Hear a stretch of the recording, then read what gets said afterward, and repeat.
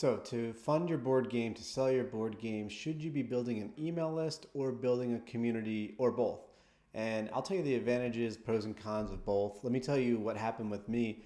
I actually started by building a community, and the reason why is because I was coming from a really cool, very bustling board game group in real life.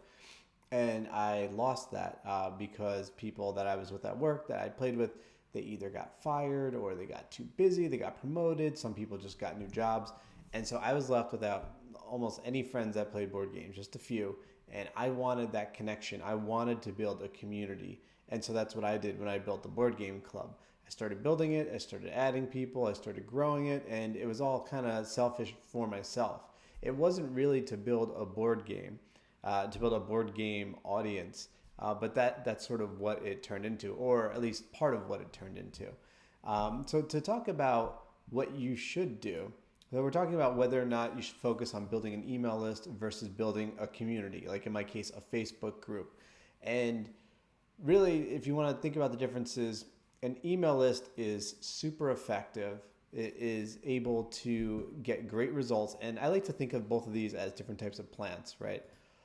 Like I like to think of an email list as an annual plant. Think about the pretty flowers that you see planted around people's houses, the small flowers, not like the big shrubs or trees or bushes or anything, but the kind of flowers that you have to plant every year, you have to water, and it takes a little bit of work every year, but it looks great, right? And that's kind of how I think of as an email list, right?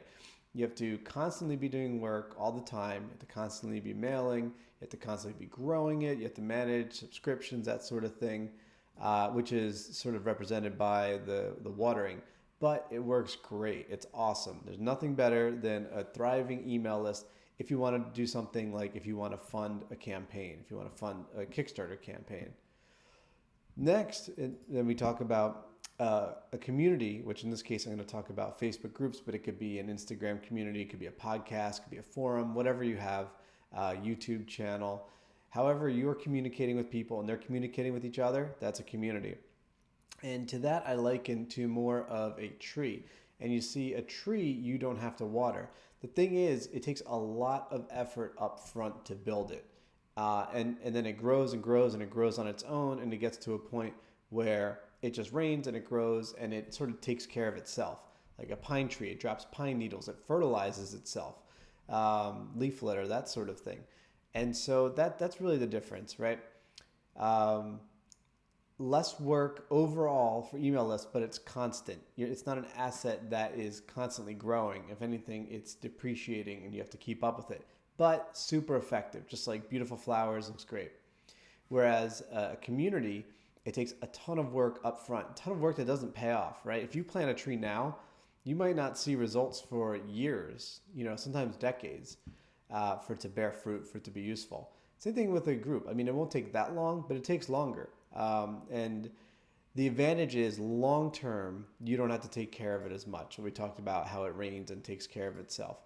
So those are the main advantages of disadvantages. I told you I came in building a community, and from there I started growing an email list. So I really do both, and that's probably the best way. I would probably have done it in reverse. I would probably have started with an email list and provided good content, good relationships there, and then use that to launch a community. That's probably a good way to do it. Both at the same time is also good. But those are the main differences. So choose wisely, but you can't go wrong doing either. But they're both essential if you really want to focus on selling your board game. The advantage of a community, again, is that you won't have to worry about just this one game.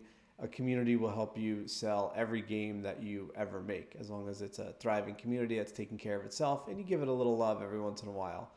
All right, those are my thoughts right now on email versus community. I hope that helped, and we will be talking soon.